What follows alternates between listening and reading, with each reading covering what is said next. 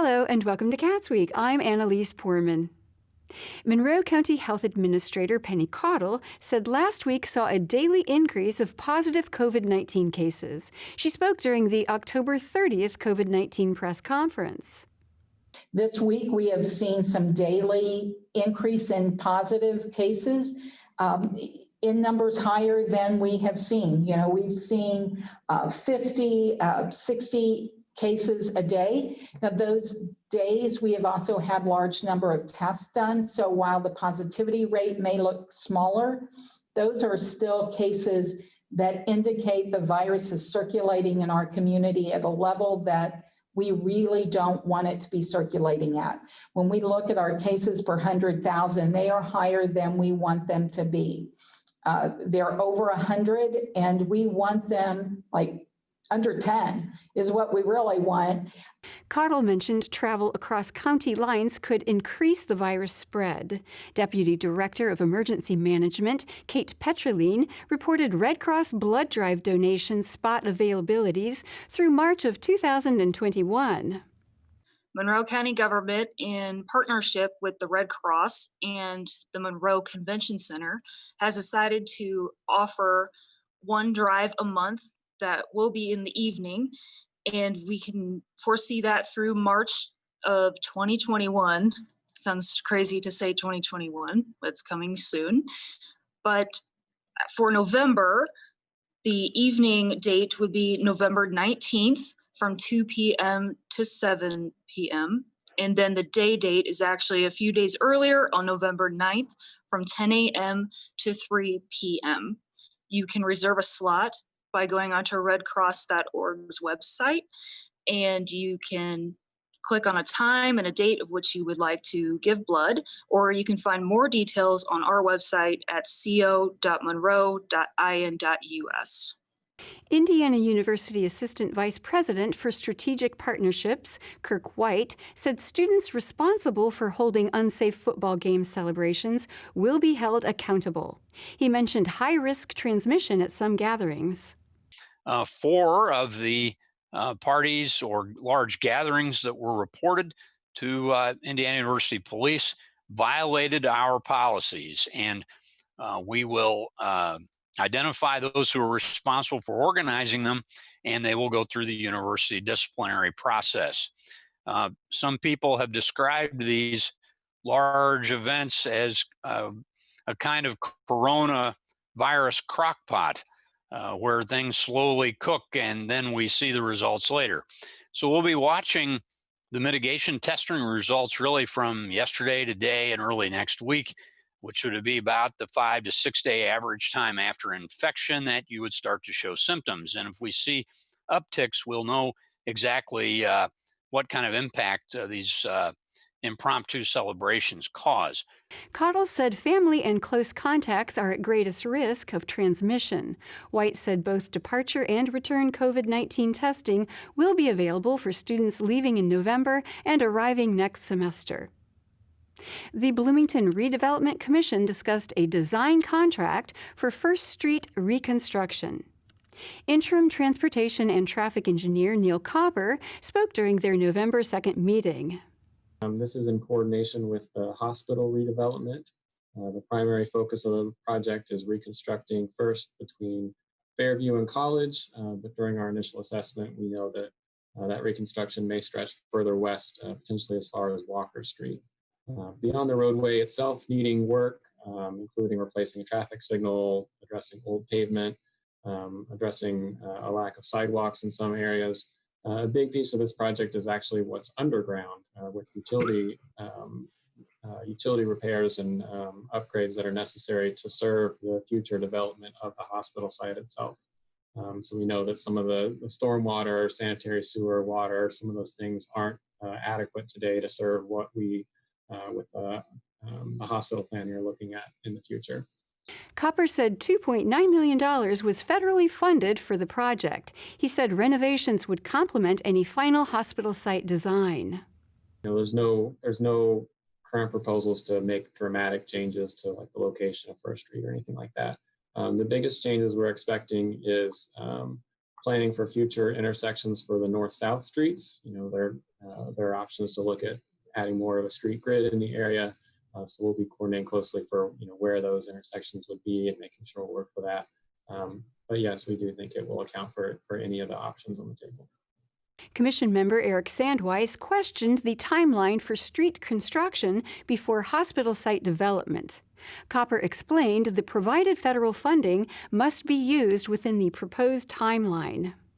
We have been coordinating with the hospital redevelopment effort, and we do think that we'll have the information we need before we reach cross any point where we've gone down a design road and then something different would happen. We don't think we're in any concerns about that. The first efforts from our designers are going to be going out and getting a topographic survey and starting the environmental process and things that don't nail us down into a box before we want to be. Commissioner David Walter said the plan included a First Street connection to Patterson Drive, which would improve traffic. The Redevelopment Commission unanimously approved the resolution. The Monroe County Commissioners considered a contract with Security Pro 24/7 for $25,000.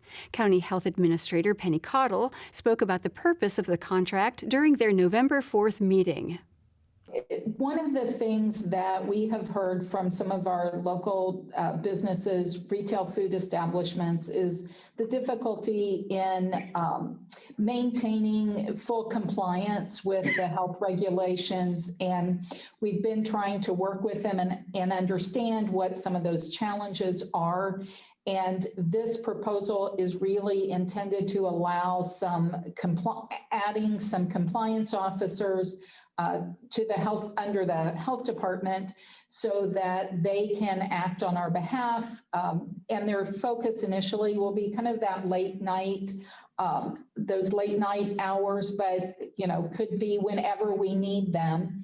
And to help businesses, the idea is to help businesses maintain that compliance. Cottle said the compliance officers would remind local residents and inform out-of-town guests of local health orders. County Attorney Jeff Cockrell said the contract must later be approved by the Health Board. He said the contract would run through December 15th, 2020. This will go through December 15th. I want to say that we did include language that says unless otherwise agreed in writing by the Board of Commissioners and the contractor. Again, if we did extend it to a larger extent, that change would also have to include additional funding for this project. Right. The commissioners unanimously approved the contract. And we'll have more Cats Week after this message. Let's talk about sex. What is consent? And what's not? Consent is based on choice. Consent is active, not passive. Consent is giving permission without feeling pressure. What is not consent? Silence. Passed out. Intoxicated. Fear. Is It is not consent. God consent? Ask. Sex without consent is a crime. Only yes means yes. Welcome back to Cats Week. Bloomington Utilities Director Vic Kelson proposed an ordinance to amend Title 10 of the Bloomington Municipal Code entitled Wastewater regarding grease interceptors to the Bloomington City Council. He said that fats, oils, and grease, or FOG, can be detrimental to infrastructure during their November 4th meeting.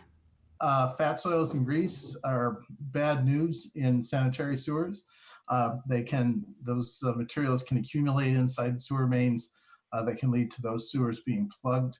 That can lead to overflows in certain circumstances when a sewer becomes badly blocked, especially after a rain event. Kelson said fog could also clog the water treatment plants. He reported regulations on over 600 local food service establishments for grease retention and removal. Kelson stated the amendment required grease haulers to participate in regulated training. This will, as the synopsis said, require that anybody who is going to be pumping and disposing of grease waste at the Dillman Road plant, which is the only place we'll take grease, will have to go through a free training program about good best practices and best management practices and how we work. The objectives here are to make sure that the grease is properly handled.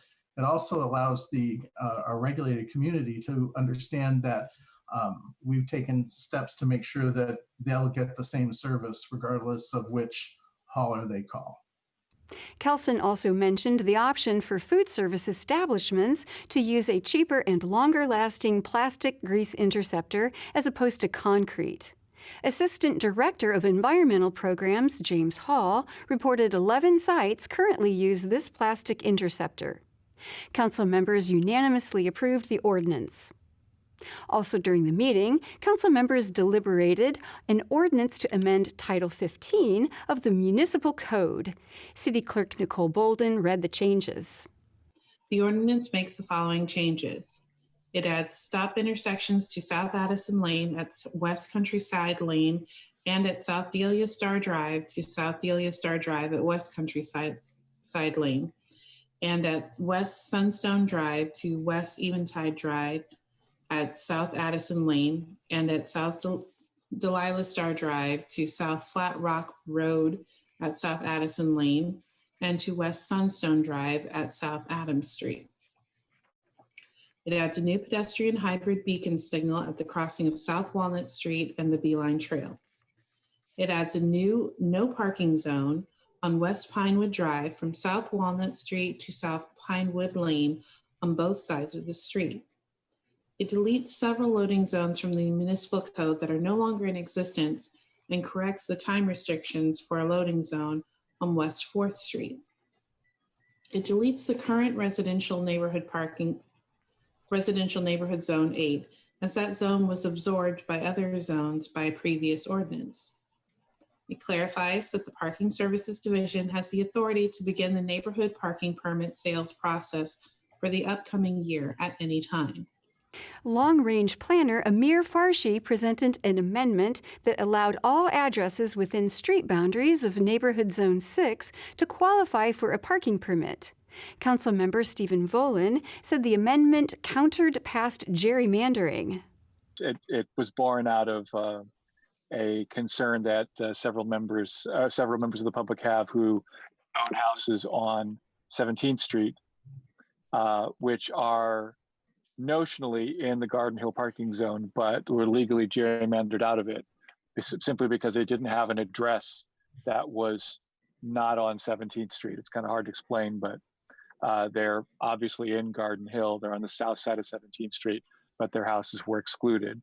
So this would, in this case, affect, I think, 6 out of 10 structures on 17th Street, among others. But staff also requested it because, generally speaking, it's a little bit more, it's a little easier to enforce neighborhood zones when they're, sort of evenly drawn, just so it's easy to describe the zone. Council members unanimously approved the ordinance as amended. The Monroe County Board of Zoning Appeals discussed a digital sign variance and landscaping variance for 2801 South Rogers Street. The business is a Phillips gas station on the corner of Country Club Road and South Rogers. Planner Jackie Nestor spoke during their November 4th meeting. The petitioner had previously come to the BZA for a digital sign request, and they've actually been granted 4.75 square feet of digital signage. And they've recently wanted to increase that to 16.9 square feet. So in order to do so, they have to come back for another variance. Additionally, the landscaping here, the site is pretty small, as you probably know. It's about 1/4 of an acre. And so typically with that commercial sites in the county, we require a certain width where landscaping can fit comfortably. But because of their previous variances to shore up the size of the area devoted to buffer yards to about 2 feet and 10 feet, they are running out of room physically to plant enough plants that are required. Nestor said landscaping acts as a filtration for any oils and grease leaving the site. She mentioned asphalt could have to be removed to add the required plants. There is a possibility that they could tear up this east side a little bit to add landscaping here. You'll note that the dumpster location is kind of in the way. They also have since located, I think, an air pumping site here. And I notice a lot of people, when they're not able to find a parking space here, are actually kind of parking here as well. So this would really be the only location I could see without disturbing too much other design standard requirements, because, you know, the parking standards, parking size has to be a certain width. The aisle has to be a certain width. So you just can't, there's not a lot of room for movement on this site, I guess. The board members continued the petition to their December 2nd meeting. And we'll have more Cats Week after this message.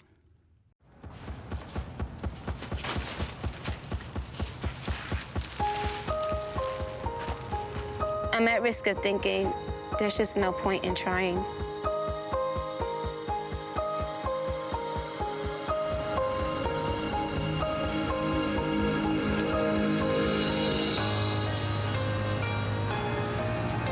I'm at risk of looking in the mirror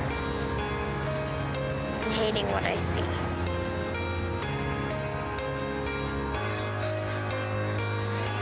I'm at risk of regretting what I do, just to join the crowd.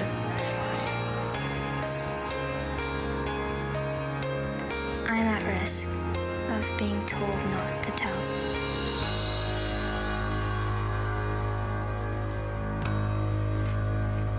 And you would never know it by looking at me.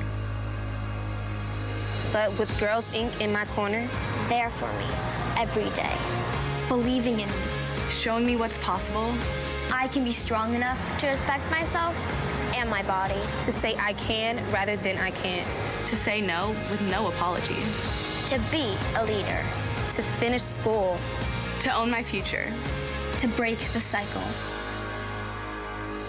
Girls Inc. believes every girl can succeed. That's why the trained professionals of Girls Inc. are there for our girls every day, supporting, mentoring, and guiding them in a safe, girls-only environment. Building bonds that last for years and change that lasts a lifetime. Girls Inc. gives girls the tools they need to boldly face challenges, to resist peer pressure, to be the first in their families to go to college, to beat the odds.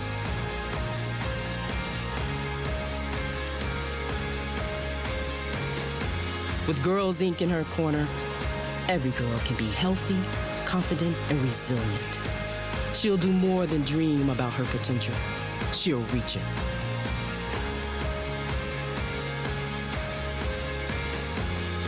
With you in my corner.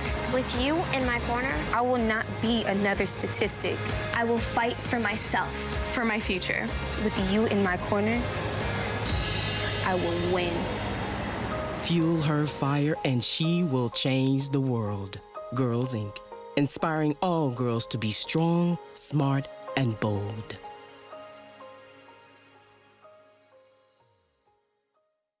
Welcome back to Cats Week.